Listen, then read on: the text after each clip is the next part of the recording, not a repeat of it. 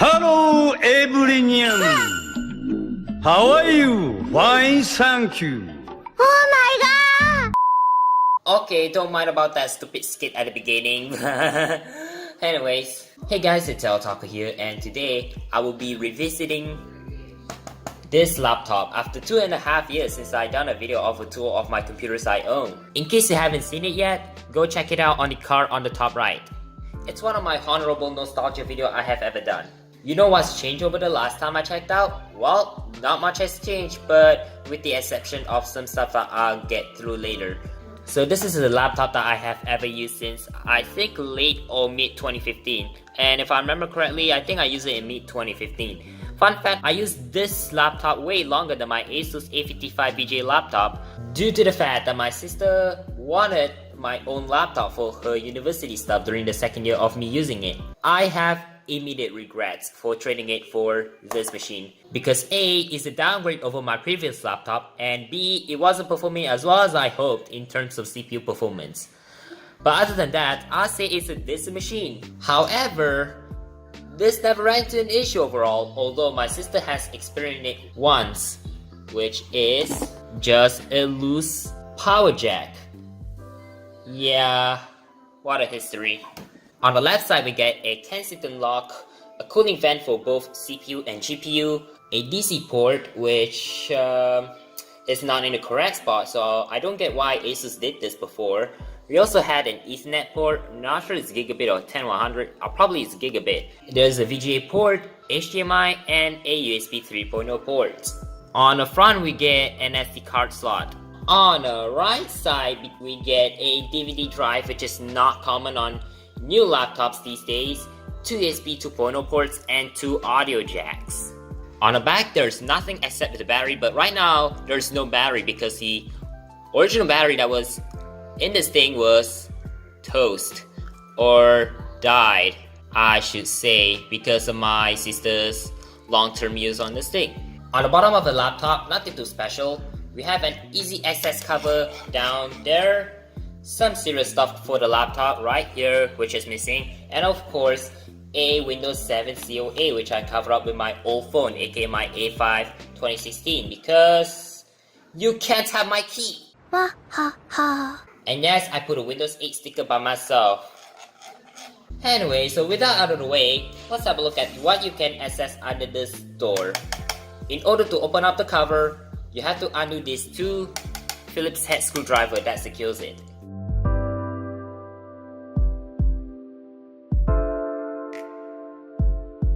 Once you're done undoing these screws, right there, come on, put them in the screw tray, and all you have to do is just slide down, and we're in. Once you take out the bottom cover, you have easy access to the hard drive, the RAM, and a wireless card. Or should I say WLAN card. Upgradability is just as easy as newer laptops, but the problem with newer laptops are that you have to undo this bunch of screws in order to open the bottom cover, just for the easy access. With this, it doesn't take too long to get access to it. Honestly, I wouldn't really mind, so whatever. Taking the hard drive out is simple. Just undo these 4 screws.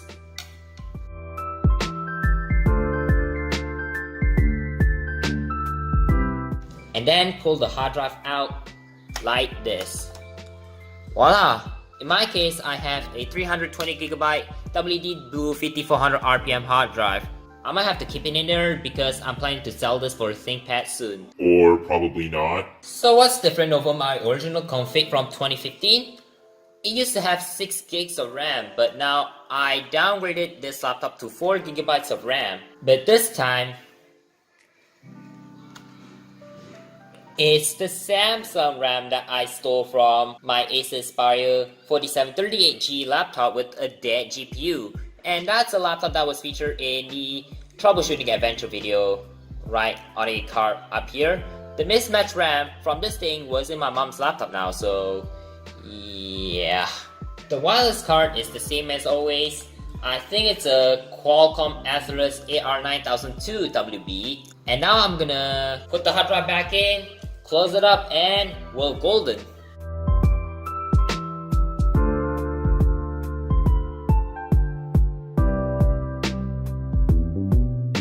yes, I have my own property sticker written here, but I cover up just because there's my real name on.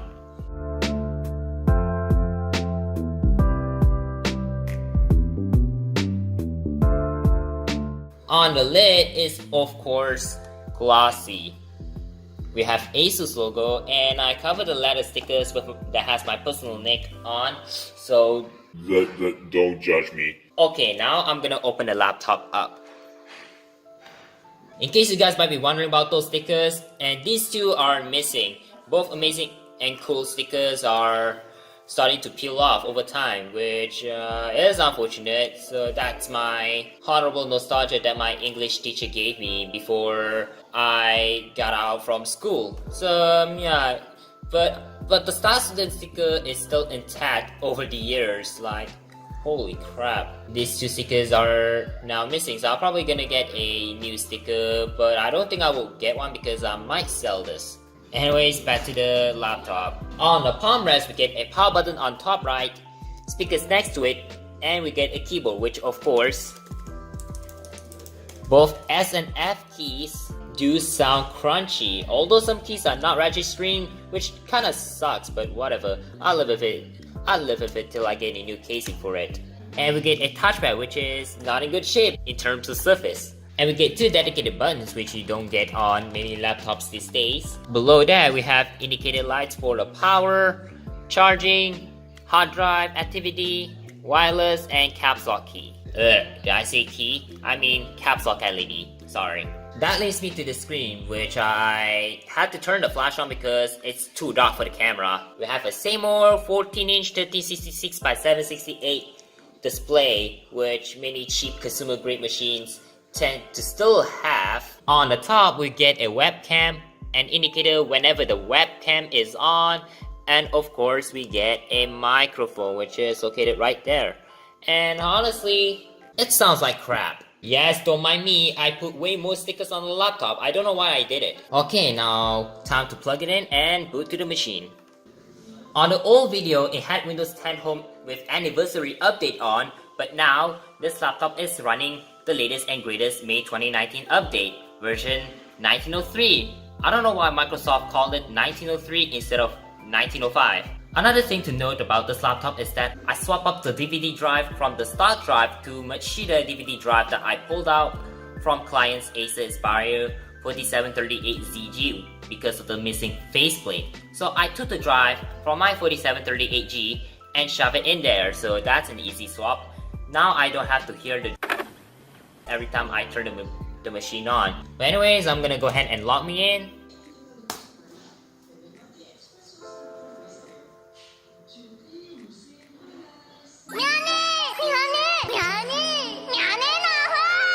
Yeah, don't mind about my wallpaper, it's just my crap edit of the original image. So in case you didn't know about what character I was from, it's Hinata from the anime called Wataten.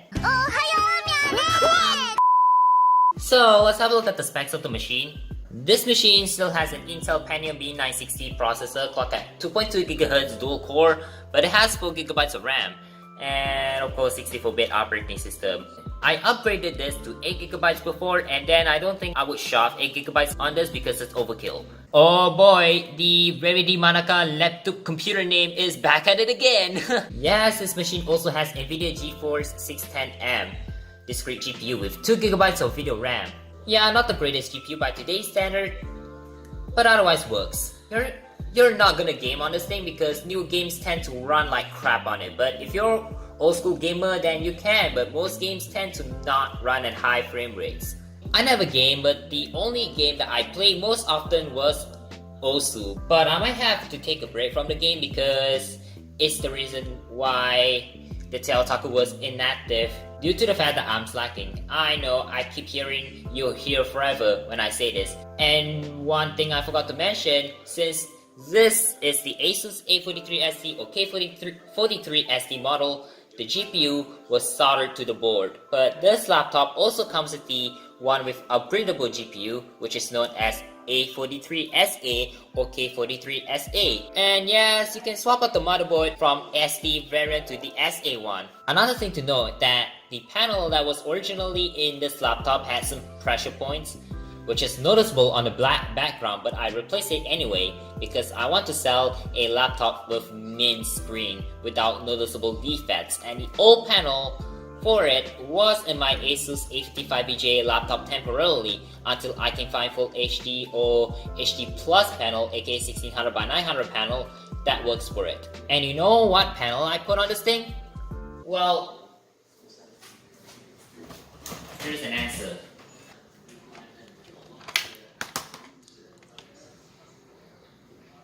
It's an Asus with a dead GPU.